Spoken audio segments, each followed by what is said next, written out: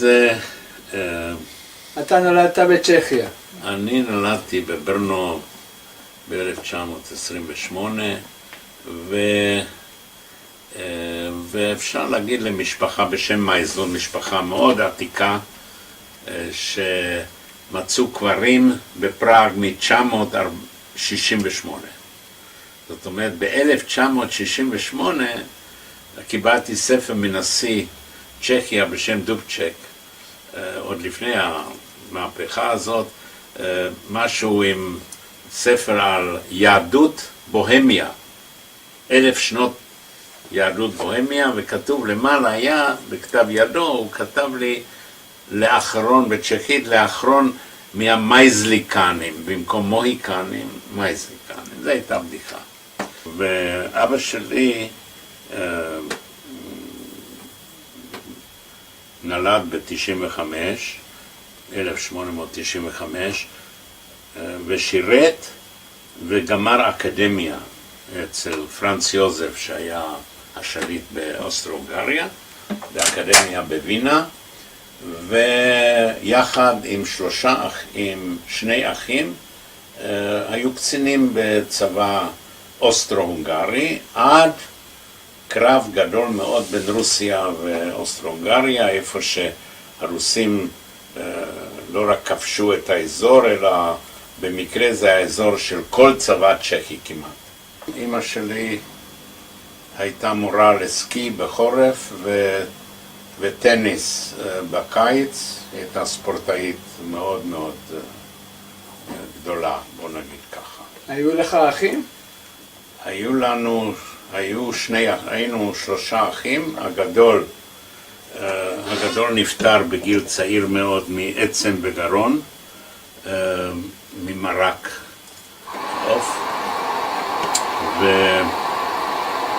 והאחי הצעיר יותר היה איתי כל הזמן בזמן המלחמה באנגליה.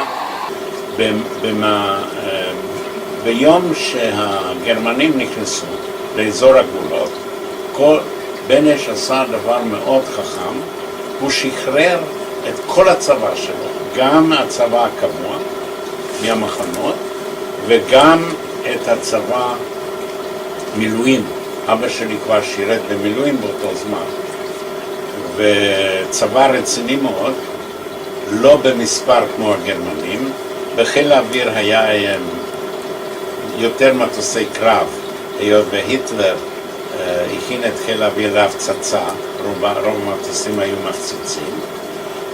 הוא היה צריך למצוא מקום מגורים ל1.5 מיליון או כמה שהיו פליטים מהסודטים, והוא הכניס אותם לצבא. לבסיסים של הצבא, עד שלא הגענו ללונדון. זה סיפור מאוד ארוך, הגענו, אף אחד לא קיבל אותנו, רבינוביץ' לא היה נציג, אף אחד. השאירו מתוך 230 ילדים שהגיעו ברכבת לליברפול סטריט סטיישן, נשארנו 5 מברנו לעמוד על הרציף, מ-6:30-7 בבוקר שהאונייה מגיעה, שהרכבת מגיעה, לליברפול עד 10 משהו כזה בלילה. ואז בא נהג מונית, אבל רגע, לפני שאתה... בני כמה הייתם אתה ואח שלך? אני הייתי בן כמעט 11, ואחי היה בן 8.5. וההורים שלך לא הייתה להם בעיה לשלוח אתכם לבד? אנחנו נגיע לזה. בסדר? ברור שזה נושא בכלל, סיפור לחוד, איך בכלל הורים הגיעו למצב שהיו מוכנים לשלוח את ילדיהם לארץ זרה, ללא שפה, ללא טלפונים, אוקיי? למשפחות שלא ידעו את שמם, לא ידעו כלום. חוץ מאותם אחוז קטן שהיו קרובים באנגליה שלקחו את הילדים, אבל זה היה אחוז. לא היו משפחות יהודיות לא מוכרות שלקחו ילדים יהודים. עכשיו, אנחנו לא ידענו שום דבר. אני חוזר לאותה תחנה, מגיע נהג מונית, אני לא יודע אם אתה מכיר את התחנות רכבת באנגליה, הן הבינלאומיות, היו רציפים שמצד אחד היה רכבת, מצד שני היה כביש, כניסה למוניות. כך שנניח מישהו ירד מהרכבת עם מזוודה שלו, הוא ראה מונית, עשה לו סימן, הנהג בא, לקח את המזוודות, שם את זה במונית ונסע. בסביבות 10 בלילה, חושך מוקדם כבר כמה שעות, בא נהג מונית צעיר ושואל אותנו למי אנחנו מחכים. התשובה הייתה, אנחנו לא יודעים, לא ידענו, למרות שהרבה שנים אחר כך מצאתי כתובת לאן שבעצם מישהו היה צריך לבוא לקחת אותנו, מאותם הרבינוביצ'ים. והוא הכניס את המזוודות, 5 מזוודות, 5 בחורים, מוניות אנגליות, יש להם מקום ל5 מזוודות סטנדרטיות, 5 בחורים בפנים, ולקח אותם, אתם רעבים, היחידי שדיבר כמה מילים, אני שנה כבר למדתי אנגלית, are you hungry? Yes, we are very hungry, בגלל שלא אכלנו מאז הערב לפני זה בהולנד. ולקח אותנו לפיש אנד צ'יפ שופ, פיש אנד צ'יפס, ארוחה אהובה עליי עד היום הזה, ולקח אותנו אליו הביתה. נהג מונית, דירה של חדר אחד, סלון, חדר שינה ומטבחון, השכיב את 5 על השטיח בסלון, נתן לכל אחד בלנקיט, זאת סמיכה, שזה הדרך באנגלים ישנים, והיינו אצלו, אני לא זוכר, יותר מיומיים, אולי לא 3. ביום השלישי הוא חיפש מקום, הוא לא יכול להרשות לעצמו להחזיק אותנו, אז הוא חיפש מקום, וביום השלישי שהיה השבת, הוא הגיע איתנו באיסט-אנד, שזה חלק רוב יהודי, הוא הגיע בשבת לאיזשהו בית יתומים. ואיתי, הוא היה איתי, והגענו לדלת של בית יתומים, הוא דפק בדלת, יש נוקר כזה, ופותחת אישה דלת, והוא אומר לה, וכל זה אני זוכר כמו אתמול, יש לי 5 ילדים, האם אתם מוכנים לקבל אותם? ואז האישה, היא פונה אליי, ואומרת, יש לך כסף? אז אני הולך לכיס, ואומר לה, יש לי 14 שילינג ו4 פני. כל ילד שעזב את צ'כיה, מותר לו להוציא 14 שילינג ו4 פני. אני מניח שזה היה סכום עגול בקורונות צ'כיות, אחרת זה לא היה סכום כזה. ויש כמה מפתחות? אני אומר, כן, יש לי מפתחות של המזוודה, ומוציא אותם. ואז היא פונה אליו ואומרת, I'm afraid we have no room, זאת אומרת, אין לנו מקום. הסיבה הייתה שזה היה בית יתומים חרדי. יחד עם ילדים. אני לא יודע כלום על צ'קים, לא פגשתי שום ילד מצ'קיה אחרי הרכבת. הגיעו 230 ילדים, הם התפזרו בין המשפחות שקיבלו אותם. וה-230 האלה שהיו ברכבת, שבאו מצ'כיה. באיזה מסגרת הם באו, איך הם התארגנו? שום דבר לא ידענו עד 1988. תוך חודש ימים התחילו להפציץ את לונדון. ממשלת אנגליה עשתה את הצעד הסופר חכם, לא כמונו שהפציצו את שדרות מעזה, אמרו לאנשים, אם יש לכם משפחות בצפון, תשלחו את הילדים לצפון. האנגלים עשו דבר הרבה יותר חכם. הם אמרו, מתוך שבוע ימים, כל בתי הספר בלונדון, כולם, מכל גודל וסוג, כבתי ספר, הילדים יוצאים ל50 מייל צפונית מלונדון. בגלל שהם עשו חשבון שהמפציצים הגרמנים לא יכולים להגיע עוד 100 מייל. שזה רציני. ולקחו את הילדים בכל בתי הספר בלונדון, נתנו לכל אחד מסכת גז עם שם ומספר, שמו אותם ברכבות, נניח ברכבת שלי, כמה שאנשים מספרים, היו נניח 2,000 ילדים מבית ספר, והרכבת נסעה ונעצרה בתחנה של לפחות 50 מייל, ונסעו לכל הכיוונים. וירדו 200 ילד על הרציף, עמדו אנגלים, גויים, אנגלים מדרגות מבחינת ההכנסה הכי נמוכה, שקיבלו עבור כל ילד, זה אחרת מהמבצע, 10 שילינג ו6 פני לשבוע עבור ילד. ואותם אנשים שהרוויחו 4 סטרלינג לחודש, לקחו 2 ילדים, אז היה להם, בחודש אחד היה להם כבר מחצית ההכנסה שלהם. וב-45 אנחנו חוזרים, אני ואחי, עם מטוס של חיל האוויר הבריטי, אנחנו חוזרים לפראג. אוקיי?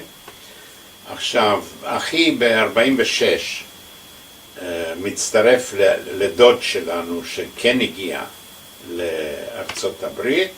אני נשאר בגלל שהייתי באוניברסיטה ובאמריקה זה עלה יותר מדי כסף.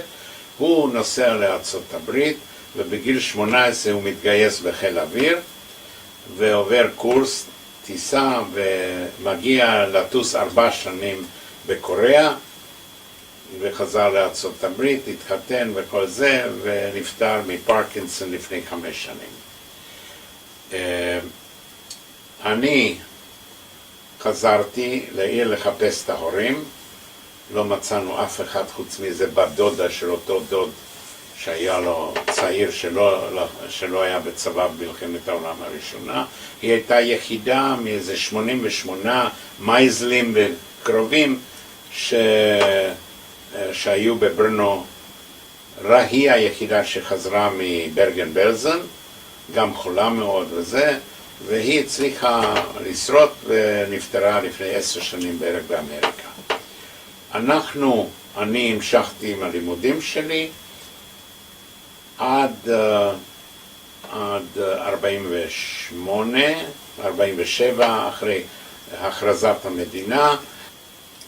ב-1980 ומשהו, אני חושב שזה היה 88, יש סרטים על זה, יש תוכנית שאנחנו רואים פה, יש תוכנית BBC שבו מופיע קבוצה, זה בתיאטרון קטן כזה, ויושב באמצע, למטה יושב איש עם משקפיים בשם ניקולס ווינטון, ומסביב 2 נשים, נשים וילדים בגילי. והמראיינת מדברת לטלוויזיה, לקהל בחוץ, ואנחנו פה נפגשים פעם ראשונה בין ניקולס ווינטון, שהיה יזם של הצלת 669 ילדים מצ'כיה, ועל ידו יושבת מצד ימין גברת דיאמנט, שהיא אחד מהילדים שהוא הציל, אז מתנשקים. מצד שני יושבת מילנה פליישמנובה, היום ליידי מילנה ביינס, והם מתנשקים, ובסוף, אני מקצר, בסוף התוכנית, היא פונה לכל הקהל ואומרת, אם יש ביניכם ילדים שניצלו על ידי ניקולס ווינטון, לא מדברים על אנשים אחרים, נא לקום. אז כל התיאטרון הזה קם, והיו שם, אני לא יודע מה, 100 ויותר ילדים שהתאספו לתוכנית הזאת. בזה העולם גילה את ניקולס ווינטון. עכשיו, אני הייתי פה, נכנסתי בעומק, חיפשתי מי מהילדים נמצאים, ובארץ היו 18 ילדים, מתוך ה-669 מצ'כיה, ופניתי אליהם ואספנו מספיק כסף להזמין את ניקולס ווינטון ארצה, בשביל לקבל הוקרה ביד ושם בתור righteous gentile, אוקיי? והוא מגיע, אנחנו סידרנו לו במלון דן, שהיה שייך לפדרמנים, שגברת פדרמן, שעוד חיה, רות פדרמן, הייתה צריכה להיות אחד מהילדים שלו, היא עוד לא ידעה את זה, אוקיי? אבל פנינו אליה בגלל שידעתי שהיא צ'כיה, אם אנחנו יכולים לחסוך כסף מהילדים, בשביל שבוע ימים שהוא יהיה פה. ואנחנו נמצאים ביד ושם, ובזמן החקירה ביד ושם, לקראת הסוף, הוא מספר איך הוא ארגן את כל זה, הוא נמצא ביד ושם, וביד ושם שאלה האחרונה, יש כל המסמכים ישנם פה אצלי, שואלים אותו, תגיד לי, היה לכם איזה קשר עם יהדות בכלל, מה אתה מציל ילדים יהודים, יש לך קשר? אז הוא אומר, אני לא חושב, אבל אפשר לשאול את אחותי הגדולה, היא בטח יודעת, על המקום, מרימים טלפון ללונדון, ושואלים איפה מיס ווינטון. אז מיס ווינטון בטלפון ככה, אומרת, ניקי שואל אותה, do we have any Jewish blood in our family? אז היא אומרת, of course, our parents were Jewish, our grandparents were Jewish, they came from Germany. In order to get a job in England, they were baptized in Germany. It took only half an hour from what my grandpa told me. And you were baptized, and I was baptized, so that's our Jewish connection. וזה אוטומטית, הוא לא יכול היה לקבל הוקרה בתור זה. ואני סידרתי במשך הזמן הוקרה הרבה יותר רצינית על ידי נשיא המדינה. הוא עשה ככה, קודם כל הוא מינה איש בשם ביל ברזטי, שוויצרי, גוי, שעבד בבריחה מגרמניה, עורך דין, שהיה במקרה בפראג עם אשתו צ'כיה, סיפור לחוט, אין לזה כרגע חשיבות. הוא אמר, כל הארגונים האלה יעבדו דרך ביל ברזטי. זאת אומרת, לא יהיה שיהודי פונה ל-1, 2, 3, 4, כמו שאבא שלי שניים. כולם ילכו דרך ביל ברזטי. יושב בפראג, הוא יישאר פה. אני בינתיים נוסע ללונדון לארגן, אם אני יכול, אישורים.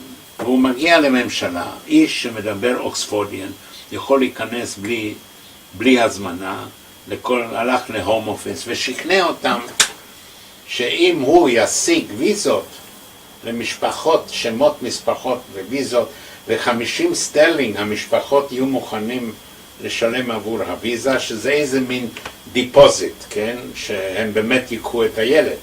זה כמו היום 5,000 סטרלינג או יותר. וזה אימא שלו ועוד מזכירה, והוא חזר ללונדון בינואר 39, וזה מה שהם עשו, והשיגו בערך 900 משפחות שהיו מוכנות, לא יהודיות, אף יהודיה, לתת 50 סטרלינג ולקבל ילדים.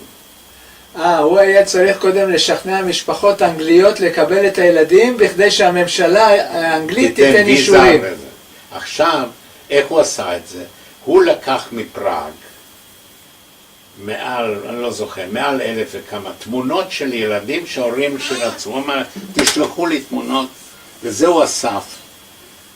ואת התמונות הוא שם על על פוסט-קארטס, ושלח את זה לכל מיני אנשים, גם יהודים וגם בכל מיני מקומות. choose a child, תבחרו לכם ילד הוא בן 10 או משהו כזה, לא יודעים. ובעיתונות פרסמו תמונות, זה מה שהוא אמא שלו עשה. מה קורה? זה הולך מאוד לאט באנגליה. אז אדון ביל ברזטי הוא מאוד היה חכם, הוא פנה לבית דפוס יהודי והדפיס שמות אלה שהוא לקח תמונות, הוא הדפיס ויזות אנגליות שהוא יוכל למסור אותם לגרמנים, גרמנים כבר, כן? שהם ייתנו אישור לצאת. לא מספיק ויזה, צריך גם אישור בגרמניה לצאת. האישור לצאת היה חשוב כדי שהגרמנים יקבלו את הכסף מהבנקים של היהודים ואת הרכוש. זו הייתה הסיבה. אתה, אם לא מסרת את כל החשבון שלך לגרמנים, אם לא מסרת את הדירה, לא יכולת לקבל ויזה יציאה, אישור יציאה. אמרתי לעצמי, בעצם היחידים שהם היו גיבורים בכל הסיפור הזה, זה ההורים. הם לא ידעו מה הולך לקרות, הם לא ידעו על מחנות ריכוז זה לא היה מפחד שהם ימותו, אלא היה להם איזשהו, ואני יודע למה, זה סיפור ארוך מאוד, להסכים להוציא את הילדים, הם כבר לא יכלו לצאת, להוציא את הילדים לאנגליה. הם היו הגיבורים של כל הסיפור, לא ה-669 הורים של הילדים בצ'כיה, גם ב10,000 ילדים בגרמניה. ואז עשיתי שתי פעולות, התחלתי, לפני 15 שנה. אחד, במקום שיהיו בכל אנגליה וגרמניה ואיפה שיהיו פסלים ומונומנטים לניקולס ווינטון וכו', אמרתי, אנחנו צריכים להקים מונומנט, שיש לי אותו למעלה דוגמה, להורים של הקינדרטרנספורט שכבר קרה. והצלחתי במאי השנה, ב-27 למאי, הצלחנו להקים בתחנת רכבת הראשית בפראג, להקים מונומנט להורים של הקינדרטרנספורט. זה הפסל, זה צריך להיות דוגמה של דלת רכבת, שבתוך החלון רואים, זה קרוב מדי לדעתי, זה הכי טוב היה פה, שבתוך החלון רואים ידיים של ילדים, מצד שני רואים את הידיים של ההורים, ולמטה כתוב, אתה יכול, זה דלת של רכבת, ובגודל אמיתי, וזה תמונות מהפתיחה, שכתוב על הקיר יש,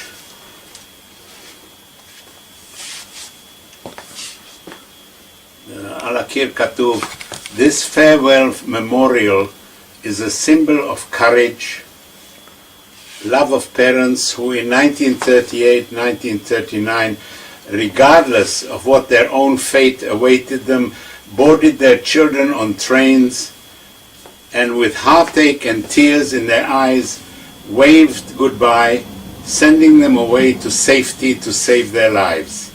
Most parents perished in the Holocaust, Winton children.